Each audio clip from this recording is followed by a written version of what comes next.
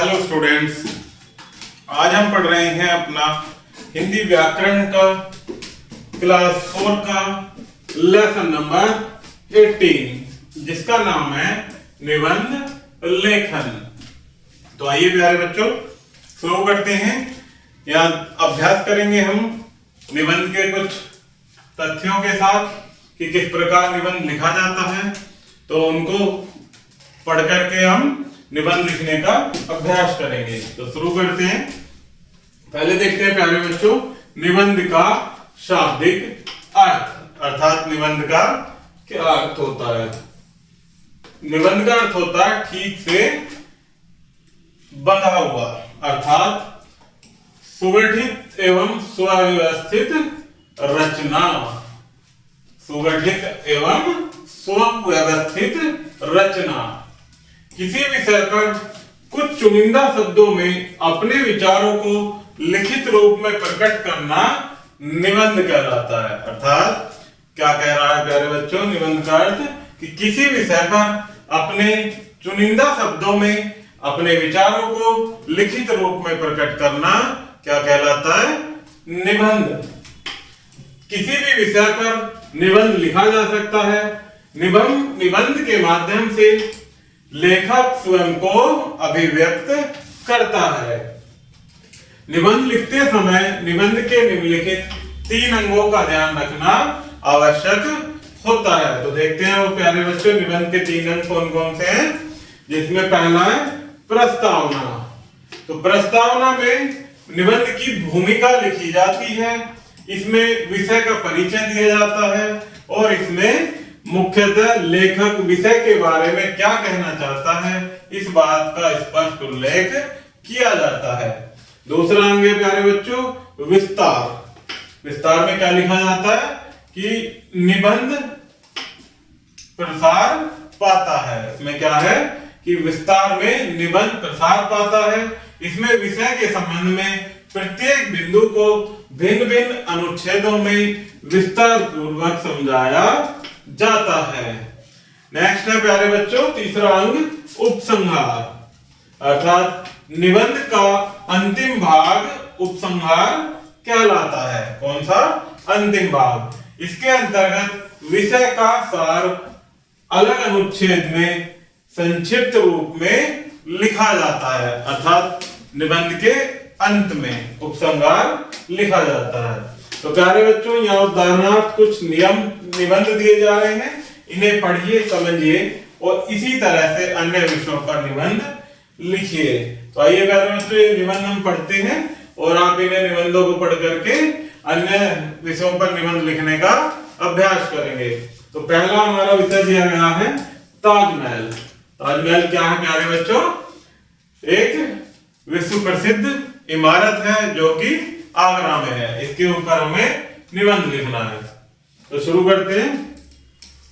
ताजमहल संसार के महान आश्चर्यों में स्थान पाता है। यह अपने नाम को पूर्ण रूप से सार्थक करता है। इसका सौंदर्य अद्वितीय है।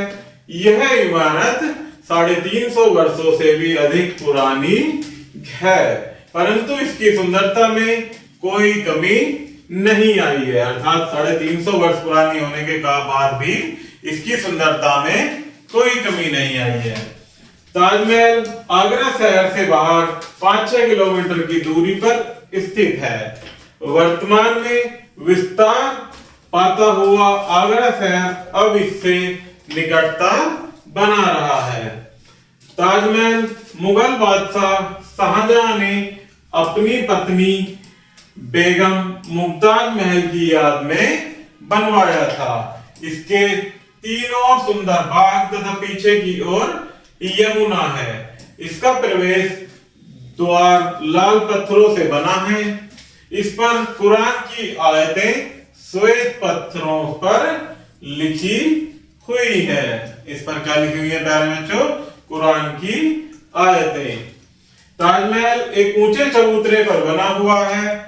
इसका निर्माण सफेद संगमरमर से किया गया है। मुख्य भवन के सामने ही एक छोटी सी नहर बनी हुई है। इसमें फव्वारे चलते हैं तथा बीच में लोन बना हुआ है। ताजमहल सुंदरता का अद्भुत नमूना माना जाता है। यह वास्तव में एक मकबरा है। ताजमहल क्या है प्यारे बच्चों? एक मकबरा। किसका है? शाहजहां की पत्नी मुमताज महल का। इसके विशाल गुंबद के चारों ओर छोटे छोटे गुंबद बने हुए हैं। इन गुंबदों और ताजमहल की दीवारों पर कला के सुंदर नमूने चित्रित हैं। ताजमहल के बड़े गुंबद के नीचे मुमताज महल और शाहजहां की कब्रें हैं, पर वास्तविक नहीं है। वे कब्र वास्तविक नहीं है। ठीक इन्हीं कब्रों के नीचे वास्तविक कब्रें हैं। चांदनी रातों में ताज का दृश्य अत्यंत मनमोहक होता है। शरद पूर्णिमा की रात्रि को ताजमहल की शोभा दुगनी हो जाती है। इसकी अद्वितीय छटा को निहारने के लिए देश विदेश से लोग आते रहते हैं। यह हमारा ताजमहल का निबंध था प्यारे बच्चों। अब देखते हैं नेक्स्ट विषय है हमारा निबंध लेखन के लिए हमारा राष्ट्रीय ध्वज, जो कि क्या है? तिरंगा। इस पर निबंध लिखने का अभ्यास करेंगे प्यारे बच्चों। भारत एक स्वतंत्र देश है। सदियों की गुलामी के बाद कड़े संघर्षों से हमने यह स्वतंत्रता प्राप्त की है। स्वतंत्र भारत का राष्ट्रीय गौरव उसका ध्वज है, जिसे तिरंगा कहते हैं। हमारे राष्ट्रीय ध्वज को क्या कहते हैं? तिरंगा। हमारे लंबे समय तक गुलामी का कारण थी हमारी आपसी फूट। समय आया और सभी भारतवासी मिलकर एक हुए और सभी ने एक झंडे के नीचे आकर आजादी का बिगुल बजाया। भारत के स्वतंत्र होने पर तिरंगा भारत की शान बना। इसमें 3 पट्टियां हैं।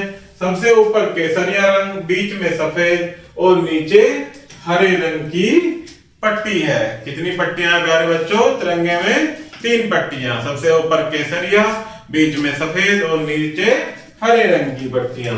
केसरिया रंग वीरता का प्रतीक है, सफेद रंग सुख का और शांति का प्रतीक है तथा हरा रंग भारतवर्ष की समृद्धि का प्रतीक है। बीच में सफेद रंग की पट्टी पर एक चक्र बना है। इस चक्र में 24 तीलियां हैं। चक्र हमारी प्रगति का प्रतीक है। क्या है? चक्र हमारी प्रगति का प्रतीक है। 24 तीलियां हमें 24 घंटे निरंतर परिश्रम करते रहने और सजग रहने की प्रेरणा देती हैं। यह चक्र वाराणसी के सारनाथ के अशोक स्तंभ से लिया गया है। इसके पीछे यही भावना रही है कि अशोक के राज्य की भांति हम इस राज्य के वैभव को निरंतर बढ़ाते रहें। स्वतंत्रता की लड़ाई इसी झंडे के नीचे एकत्र होकर लड़ी गई। तिरंगे की रक्षा के लिए लाखों लोगों ने अपना जीवन स्वाहा कर दिया। प्रत्येक राष्ट्रीय उत्सव पर हमें इसके गौरव की रक्षा बनाए रखने की शपथ लेनी होती है। आज तिरंगा सभी राजभवनों पर लहराता है। यह विदेशों में भारत के राजदूतों के कार्यालयों पर भी लहराता है। 26 जनवरी और 15 अगस्त को तो इसे विशेष सम्मान के साथ पूरे देश में फहराया जाता है। तो प्यारे बच्चों, यह हमारा राष्ट्रीय ध्वज अर्थात तिरंगे पर निबंध था। अब इसके बाद देखते हैं नेक्स्ट विषय टॉपिक है चिड़ियाघर की सैर। इस पर एक निबंध लिखेंगे। तो आइए प्यारे बच्चों शुरू करते हैं। केवल पुस्तकें पढ़ने मात्र से ही व्यक्ति का विकास नहीं हो पाता। उसे मानसिक थकान मिटाने हेतु अन्य प्रयास भी करने पड़ते हैं। पिकनिक, सैर सपाटे और भारी दुनिया का ज्ञान होना भी आवश्यक हो जाता है। मनोरंजन करने से मानसिक विकास होता है। मनोरंजन के कई प्रकार हैं, जिनमें घूमना फिरना भी एक प्रकार का मनोरंजन है। पिछले सप्ताह हम सभी सहपाठी अपनी कक्षा अध्यापक के साथ चिड़ियाघर देखने पहुंचे। हमने वहां देखा कि चिड़ियाघर विभिन्न भागों में बटा हुआ है। सबसे पहले हमने कुछ हिरण देखे, हमने बारहसिंगा भी देखा उसके सिर पर सींग अनेक शाखाओं में खड़े हुए थे। फिर हमने शेर देखा, वह बहुत शक्तिशाली दिखाई देता था। हमने कुछ चीते, रीछ, गैंडे और भेड़िए भी देखे। इन क्रूर पशुओं को देखकर भय लगता था, अर्थात डर लगता था। इसके पश्चात हमने पेड़ों पर लटकते, उछलते कूदते बंदर देखे। उनकी हरकतें देखकर हंसी आती थी। फिर हमने पक्षी देखे, तरह तरह की रंग बिरंगी चोंच व पंख वाले पक्षी देखकर हम आश्चर्यचकित रह गए। आगे चलने पर कंगारू उछल कूद करते दिखाई दिए। एक और एक वनमानुष बच्चों से केले लेकर खा रहा था। हमने जल में बड़े बड़े मगरमच्छ भी देखे। हम लगभग 4 घंटे तक चिड़ियाघर में रहे। यह हमारे लिए बहुत अच्छा अनुभव रहा। हमने वन्य जीवन के विषय में अपनी पुस्तकों में पढ़ा था। हमने कई जानवर चिड़ियाघर में पहली बार देखे। चिड़ियाघर का आनंद लेते हुए हम घर लौट आए। घर पर मैंने अपने माता पिता को चिड़ियाघर का संपूर्ण विवरण सुनाया। तो प्यारे बच्चों, ये हमारा चिड़ियाघर से संबंधित निबंध था। इसके बाद देखते हैं भारत की राजधानी दिल्ली। भारत की राजधानी दिल्ली पर देखते हैं एक निबंध। तो आइए प्यारे बच्चों शुरू करते हैं। भारत की राजधानी दिल्ली। दिल्ली को भारत के दिल की संज्ञा दी गई है। इसने अनेक शासकों का राज्यकाल देखा है। इसने उन्हें बसते और मिटते देखा है। दिल्ली का अलग इतिहास रहा है। दिल्ली का इतिहास बहुत प्राचीन है। पांडवों के समय इसे इंद्रप्रस्थ कहा जाता था। पठानों के युग में इसे तुगलकाबाद कहते थे। अंग्रेजों ने भी इसे कुछ समय के लिए अपनी राजधानी बनाया था। संसद भवन, राष्ट्रपति भवन, लाल किला, कुतुब मीनार, बिड़ला मंदिर, जामा मस्जिद, इंडिया गेट, चिड़ियाघर आदि अनेक स्थान दिल्ली की शोभा बढ़ाते हैं। दिल्ली भारत की राजधानी है। यहाँ राष्ट्रपति और प्रधानमंत्री एवं अन्य मंत्रियों तथा संसद सदस्यों के निवास स्थान है। दिल्ली क्या है प्यारे बच्चों? भारत की राजधानी। यहाँ के बड़े पार्क और चौड़ी सड़कें बहुत सुंदर लगती हैं। दिल्ली कला और संस्कृति की रक्षक है। यहाँ अनेक संग्रहालय भी हैं। दिल्ली शिक्षा का बड़ा केंद्र है। यहाँ अनेक विश्वविद्यालय, बड़े बड़े कॉलेज तथा पब्लिक स्कूल हैं। यहाँ हवाई अड्डा भी है, जहां से देश विदेश के लिए हवाई जहाज उड़ान भरते हैं। दिल्ली के बड़े बड़े सुंदर बाग मन को मोह लेते हैं। इनमें रोशन आरा, लोधी गार्डन, बुद्धा गार्डन और मुगल गार्डन प्रमुख हैं। दिल्ली का निरंतर फैलाव उसके आकर्षण में कमी उत्पन्न कर रहा है। यहाँ झुग्गियां भी हैं और महल भी। यहाँ गरीब भी हैं और अमीरी भी है। फिर भी इसे ऐश्वर्यशाली माना जाता है। तो यह हमारा भारत की राजधानी दिल्ली पर निबंध था प्यारे बच्चों। अब देखते हैं नया टॉपिक, दीपावली। नया विषय दीपावली, इस पर हम निबंध लिखेंगे। हमारे देश में त्योहारों की बड़ी गौरवमयी परंपरा रही है। यहाँ अनेक प्रकार के त्योहार मनाए जाते हैं, लेकिन दीपावली की छठा इन सबसे निराली है।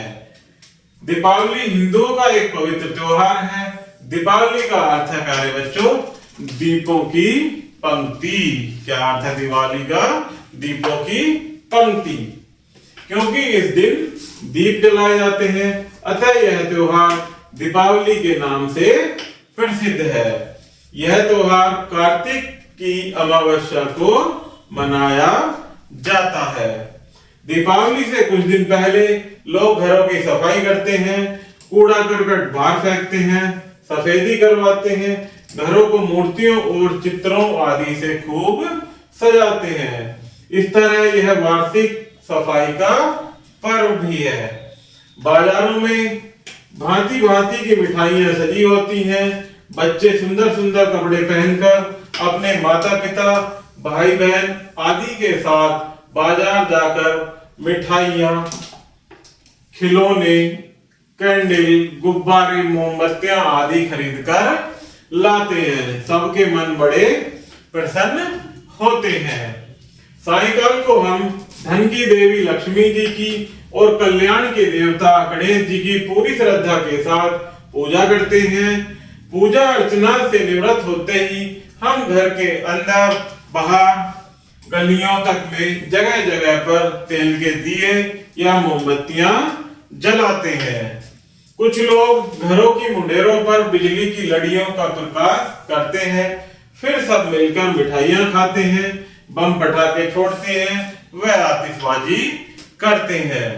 लंका के राजा रावण को मारने के बाद श्री रामचंद्र जी 14 वर्ष का वनवास काटकर सीता और लक्ष्मण आदि के साथ इसी दिन अयोध्या वापस आए थे तथा अयोध्या में बड़े उत्साह से दीपमाला हुई थी। हम भी उसी दिन की याद में यह उत्सव मनाते हैं। दीपावली को कुछ लोग जुआ खेलते हैं, कुछ मूर्ख लोग शराब पीते हैं। यह प्रथा बुरी है, इसे छोड़ देना चाहिए। हमें इस महान उत्सव की पवित्रता बनाए रखनी चाहिए। तो यह हमारा दीपावली से संबंधित निबंध कार्य बच्चों समाप्त हुआ। अब देखते हैं मेरे प्रिय अध्यापक, अर्थात मेरे प्रिय अध्यापक के लिए निबंध। तो आइए कार्य बच्चों देखते हैं। मैं नेशनल उच्च विद्यालय आगरा में पढ़ता हूं। इस स्कूल में 16 अध्यापक हैं। यूं तो मेरे स्कूल के सभी अध्यापक विद्वान एवं आदरणीय हैं, परंतु हिंदी अध्यापक श्री रघुवीर रावल मुझे अत्यंत प्रिय हैं। उनका व्यक्तित्व आकर्षक है। तेजस्वी मुखमंडल, ऊंचा कद, गोर कर्ण, बलिष्ठ शरीर है। उनकी आयु लगभग 35 वर्ष है। वे MA, M.Ed हैं। वे सभी विद्यार्थियों से बड़ा स्नेह करते हैं। वे प्रत्येक पाठ को बड़ी अच्छी तरह समझाते हैं। वे एक उच्च विचारों वाले और नम्र स्वभाव के व्यक्ति हैं। वे सादगी को बहुत पसंद करते हैं। वे बच्चों को भी सादा रहने का उपदेश देते हैं। वे सदा समय पर स्कूल आते हैं। वे अन्य सभी अध्यापकों और मुख्य अध्यापक जी का बहुत सम्मान करते हैं। उनकी वाणी में बड़ी मिठास है। वे किसी भी बच्चे को पीटते नहीं है, बल्कि उन्हें प्यार से समझाते हैं। उनमें अनेक गुण हैं। वे बड़े रहमदिल हैं। वे कमजोर और निर्धन बच्चों की सहायता करते हैं। वे बच्चों का हित चाहने वाले हैं। वे अच्छे खिलाड़ी भी हैं। वे बच्चों को भी खेलने की प्रेरणा देते हैं। सभी विद्यार्थी उनका बहुत आदर करते हैं। मुझे अपने प्रिय अध्यापक पर बहुत गर्व है। ईश्वर उनको दीर्घायु प्रदान करे। तो प्यारे बच्चों, यह हमारा निबंध से संबंधित लेसन यहीं समाप्त होता है। आशा करता हूं कि यह आपको वीडियो जरूर पसंद आई होगी। तो चैनल को लाइक एंड सब्सक्राइब जरूर कीजिएगा। धन्यवाद।